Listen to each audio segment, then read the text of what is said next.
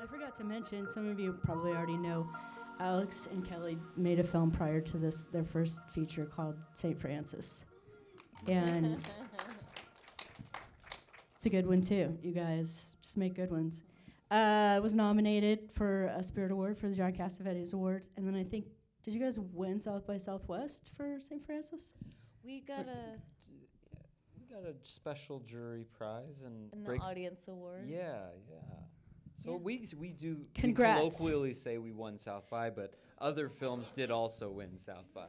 And then last week or the week before, you won some awards at Seattle International Film Festival, but for this, right? Yeah, and Keith won Best Performance. Woo! He doesn't look excited that we're excited. So I actually wanted to ask you all this because Film Independent has so many aspiring filmmaker members. I usually ask how filmmakers got into filmmaking. So could you, the two of you, quickly talk about how you got it? And also, Mike, I didn't mean to leave you out. You too. How'd you get into filmmaking? Let's start with Kelly, though. I got into filmmaking because my boyfriend was a director.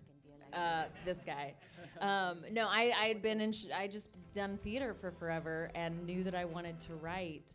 And for whatever reason, my head, instead of going to plays, went to screenplays because I like a lot of locations. And I knew Alex was a really good director. And so I was like, if I write something, will you direct it? And that's how it started. Yeah. All right. And I was handed a camera at a very young age to like get out of my family's hair during Thanksgiving, and so I like kind of knew it was what I wanted, but I didn't really know what the job meant or anything. I like started out PAing, casting, things like that. You can hear me, but yeah, I basically kind of came about it from a production standpoint. And it was really useful because once you've been on sets, whether it's a good movie or a bad movie, you kind of know how that world runs, and it's a beautiful machine. And when it works, it really works, and it makes, again, like, it doesn't have to be a good movie to be under budget and on time. And that's a skill that any movie needs. So that was my entry point, and I really lucked into St. Francis. I was like working on a assassination thriller. You all could imagine what time this was. And Kelly had this wonderful scene, which was, for those of you who know the film, it was the Bloodhound scene. And I was just like, wow, this is so fresh and feels so risky. And it was the beginning of like, directing for me doesn't mean like doing the Alex Thompson take on something. It's being curious, it's telling stories. Yeah, so that's me. Thank you. Yeah, I have a similar story. I started making, sorry, this makes me very nervous. I started making films with my friends in high school. And I was a big computer nerd, so I was the guy who could get the footage into the computer. And so then I was the one who started crafting the stories. And it just continued. I went to college for it. And then that's it. Can I brag about Mike for a second? You can. Yes. So he edited the entire time we were shooting. Wow. 4 days after we wrapped, we were able to submit a cut to Sundance, and we got into Sundance 9 days later because of the work that he did on the film. Humble brag. Humble brag, but I think you deserve it. I don't even know that was possible. That's amazing. We didn't either, and it would not have been if not for Mike. Thank you. I don't think it's a precedent that Sundance wants to set. But Yeah. You know, what's interesting is this is a fairly long film, and it doesn't feel very long. And I just feel like that means you guys did a really great job, because I never felt like I was losing interest. And so it to me, I feel like there's a lot of films that don't earn their runtime. They're too long and they don't need to be. But I did feel like everything needed to be in here. Anyway, congrats. So let's talk about actors that you have here with you. So I didn't know this when I first saw the film. You guys are actual family. Correct. How? Not for long. This doesn't really loud person anyway. That's true. There's a button at the bottom that What? we keep accidentally I hitting this know. button and it's turning it off. Okay. Oh, look at that. See? He's so smart. Another question? Don't worry, I've done it too. Occupational hazard for Q&As. So you're a real family. How did Kelly and Alex? How did you meet this real family and decide that you wanted to put a whole real family in your movie? Okay, so Keith was always going to be involved with it. Kelly wrote the screenplay with Keith in mind. Keith played Kelly's dad in a beautiful play called The Humans 10 years ago. So when she was writing it, she was looking for somebody who could portray Dan, and she thought of Keith. And then you workshopped it for a while, and lots went on. And then during the summer, Katherine started haranguing Keith. Well, he finally started talking about it, and there was a role for a kid in it, and I was like, hello? Does anyone come to mind, Dad? So yeah, I guess, what's that, haranguing? Haranguing. I was haranguing, you could say. So you're all a real family, but you're all actors too. How did that happen? Was one of you an actor first, and then the rest followed suit? No.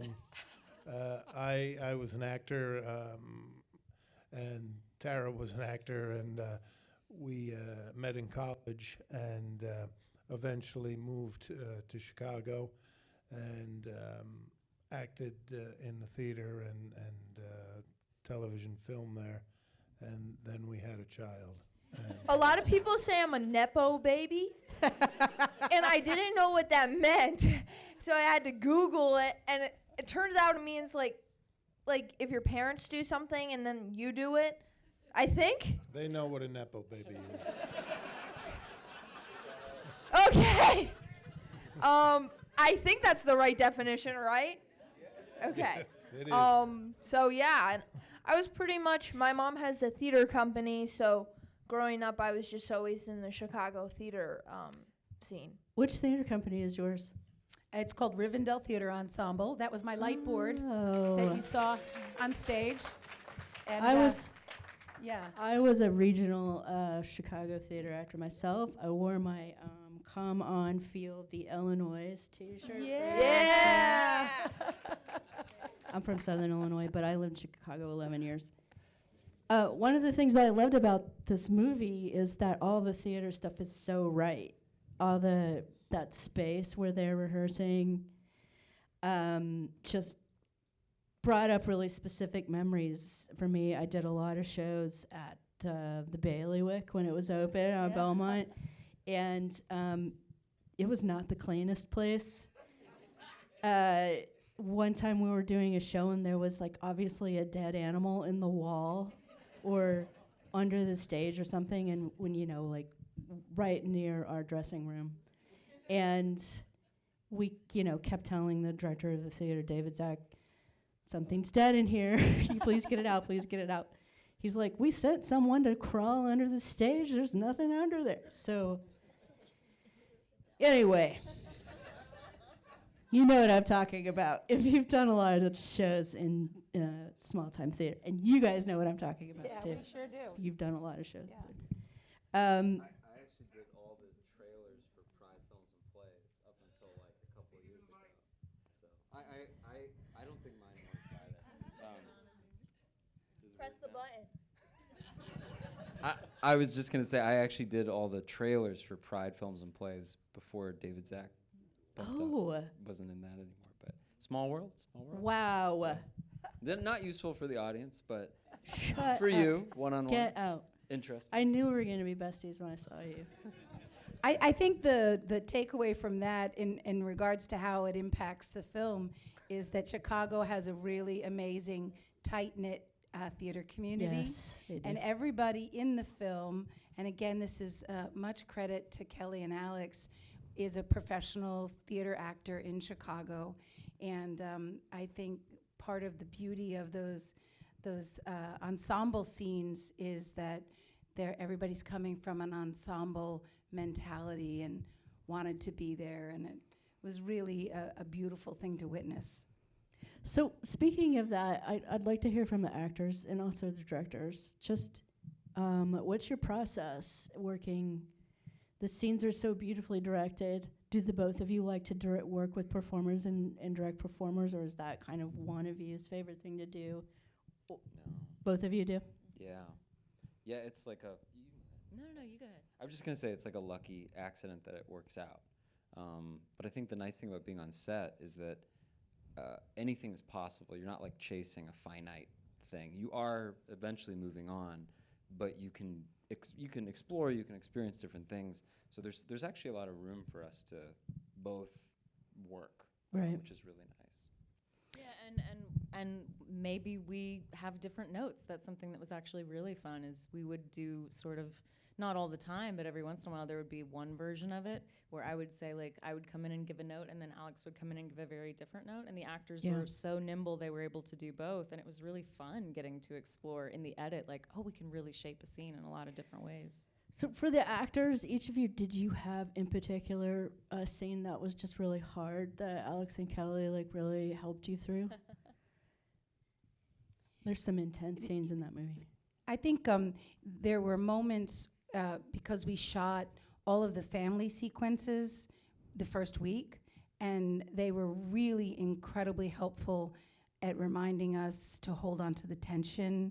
And some of those scenes are humorous, you know, and there still needed to be that undercurrent of the loss that these two characters were coping with, all three of us. And and they were always so gentle in the way they did it. I remember Kelly coming up and saying when we were filming, Katherine standing and screaming at the car and vaping. And That was my favorite thing to It film. was her favorite scene because there was nothing we could do about it. And Kelly just was like, just remember, things aren't good at home. We're like, right. So I think there was lots of moments like that in helping us maintain the tension. Right. Yeah. What about for you, Keith? I guess the deposition scene probably was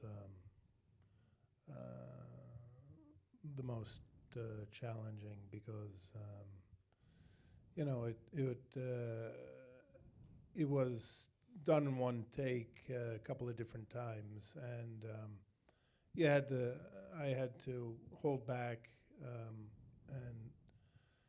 and sort of regulate the point at which I lose it, and sometimes because I have to think, you have as an actor you have to a lot of you guys out there know that you have to work think of sort of jumble up the junk inside of you and hold on to it, and sometimes it's not easy, especially if you're a parent and you're an actor and you're dealing with a situation like this. The most precise thing you can use to get yourself in the right place is to think of your own child dead. So that's not fun, but you hold on to it and you use it in the scene. Although, but I'm kidding. Okay.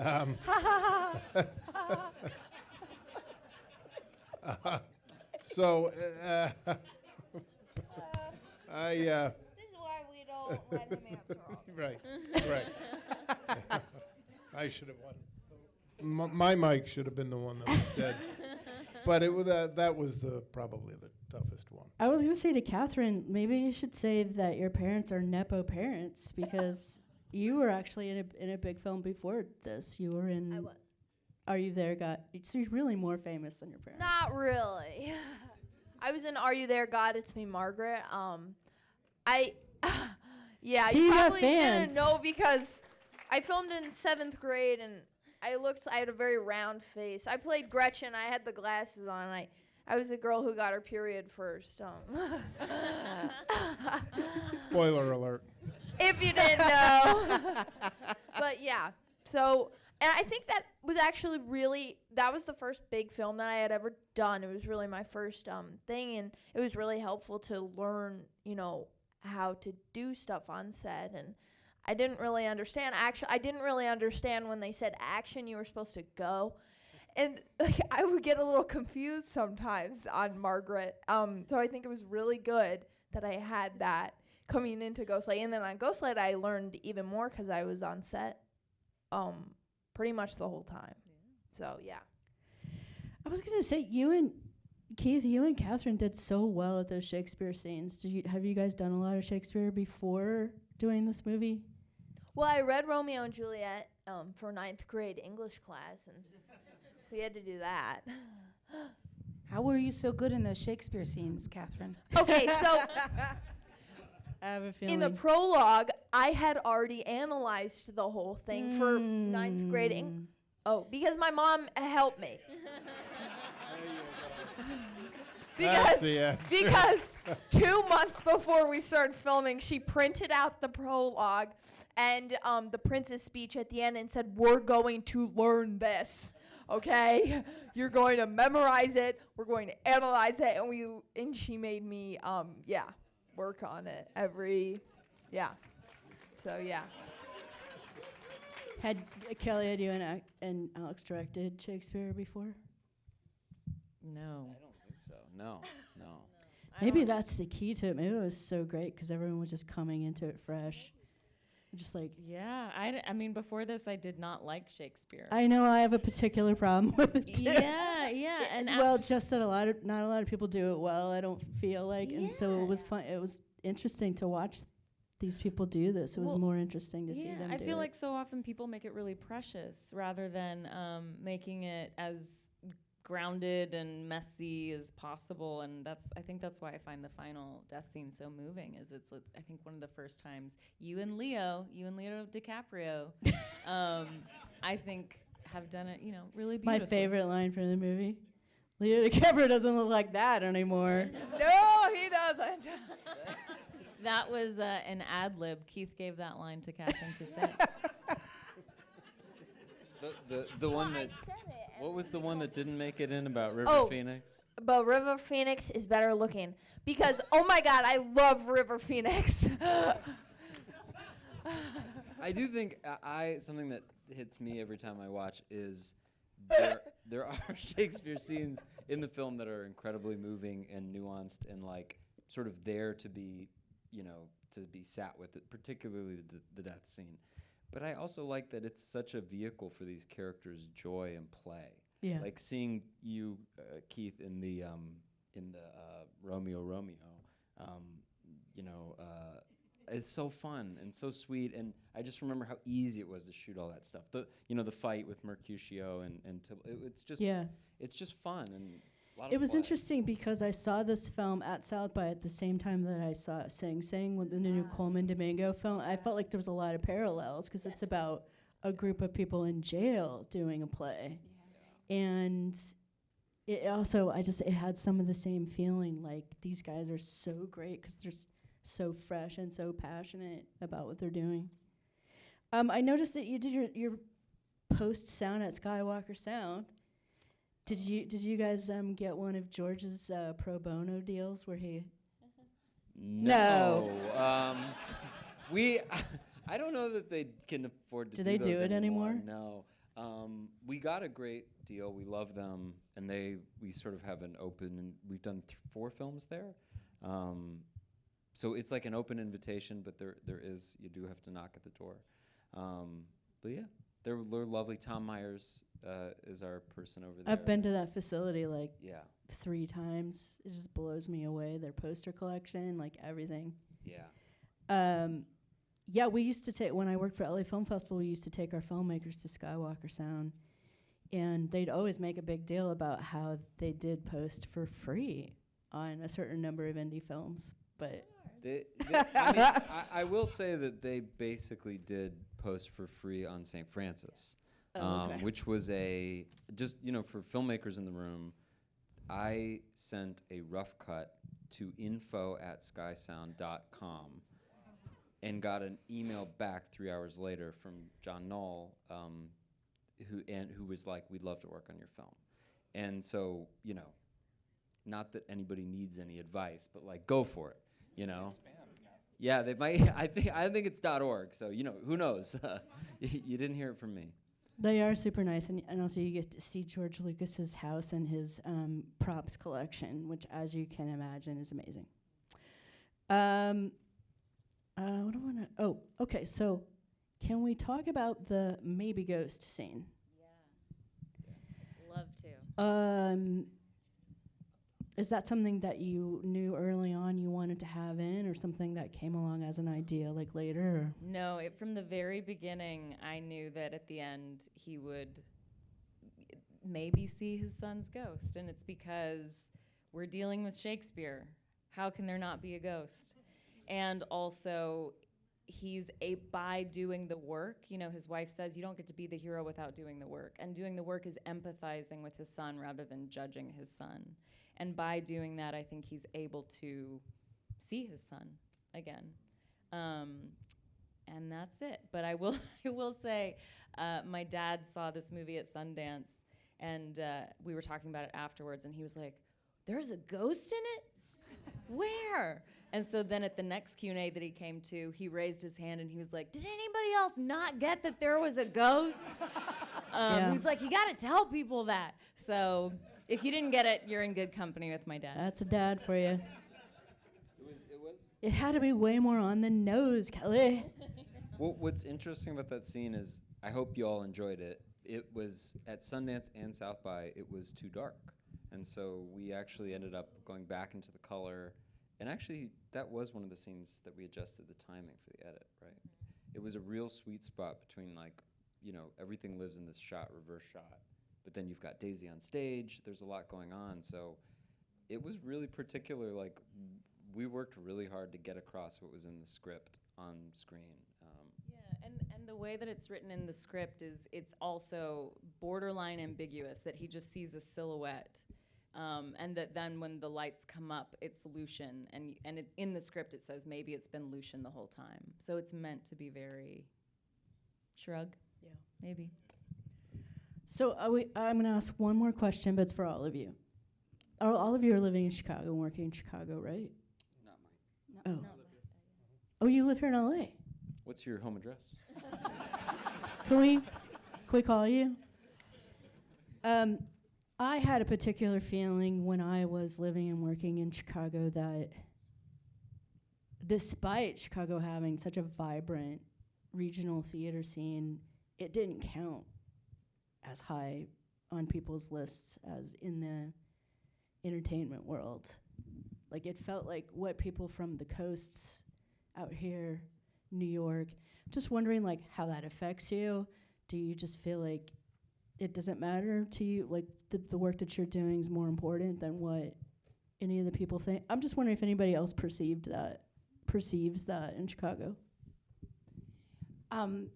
I think Chicago is the theater capital of the United States. This past season, at the Jeff Awards, which are the Chicago Tonys, there were 28 productions, brand new plays that were being nominated for Best New Work. All of my colleagues in that city are committed to working with playwrights and developing new work for the American stage, and we all work together. It is a very collegiate, communal city. I'm sitting here and was able to be a part of this film through this community of people who recommended me, who recommended Katherine, and I don't think that works like that anywhere else in the other cities that I've worked in. So, and I have to say too, I run a small theater. If you tell a great story, people come. And we're hungry for it. And we're hungry for things that have meaning and that we can find ourselves in and find our own stories in. And I think that's the beauty of this film. And I think that's the beauty of so much live theater, is to come together in community and experience something together through storytelling. So I think it's doing great. Thank you. Just one thing to add, I also feel sort of mischievous about it because nobody pays attention. And then you get to kind of like, you know, they sort of discount Chicago sometimes, and then you get to be like, okay, but look what we made. Yeah. And that's really fun. Well, I have to say, like, as a programmer, I'm always looking for those indie films that were made outside of here. You know, Austin, anywhere in the South, Chicago, Midwest. I always want to give them a bigger push because I think it's harder to get attention if you're in another region of the country sometime. So last question. Just kidding. That wasn't my last question. For Katherine, are you going to be an actor when you grow up? Some people, I've gotten asked that before by kids, actually, like kids who go to my school. And I love to act, and it's something that I've grown up doing. It's something that I really enjoy. Like I don't know how to explain it so much that I enjoy. I don't know how to explain how much I enjoy doing it. I love getting, you know, people's reactions, and I love telling these stories and living these characters' lives, but I want to, you know, have a life. I want to do other things. I play lacrosse, and I compete. I ride horses competitively, and I go to school. I'm a sophomore, and I really want to go to college, and I want to learn about new things, and I want to explore different fields because acting is something that I know a decent amount about, although I can learn a lot more. I want to go to school for probably something else. I think that's great. Yeah, Also, She's our Also, retirement plan, so we're Only child, so I really I'm gotta not pull I'm through with not- the lawyer or something. I didn't Yes. want to insinuate that you have to know what you want to do right now either. Yeah. You don't have to know that. Last question is, was that legend of the stage and screen and Steppenwolf Ensemble theater member playing the janitor, Francis Guinan? Yes. I think I took a class from Francis Guinan when I was like 16 at the Steppenwolf Theater Yeah. in like 1988. Yeah, for those of you who don't know him, he's like a theater legend. He's been on Broadway many times, and we cast him as the janitor who's only in silhouette. and Deanna Dunnigan, who plays, she's a Tony Award winner for August Osage County. She's the one who said better than Broadway. And so there are lots of little Easter eggs in there. Nice. Well, thank you so much for coming tonight. Thank Thanks you. for having us. Thank you. Thank you so much. Good luck with the film. You're coming out mid-June?